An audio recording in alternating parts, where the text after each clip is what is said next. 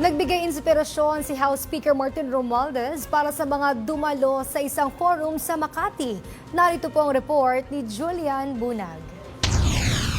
Hindi na mamana ang pamumuno. Ito ang iginiit ni House Speaker Martin Romualdez na tumatayo rin bilang presidente ng Cornell Club of the Philippines sa kanyang pagdalo sa Edu Forum Fellowship at send-off ceremony sa Manila Golf and Country Club sa Makati City. Aniya ang titulo ay hindi basta-basta nakukuha at hindi garantiya ang pagiging matalino lamang. Dagdag pa ni House Speaker Martin Romualdez, ang pamumuno ay ipinagkakaloob at mas ipinagtitibay ng responsibilidad. Kasama rin sa pagtitipon si Department of Economy, Planning and Development o DepDev Secretary Arsenio Balisacan na inilatag ang napagtagumpayan ng bansa sa nakaraang 15 taon, kabilang na ang pagbaba ng unemployment at underemployment. Ang Edu Forum Fellowship ay tulay para magsama-sama ang iba't ibang sektor ng gobyerno, negosyo at diplomatic community at para maibahagi ang pananaw at estratehiya ng DepDev para sa bansa sa susunod na 3 taon.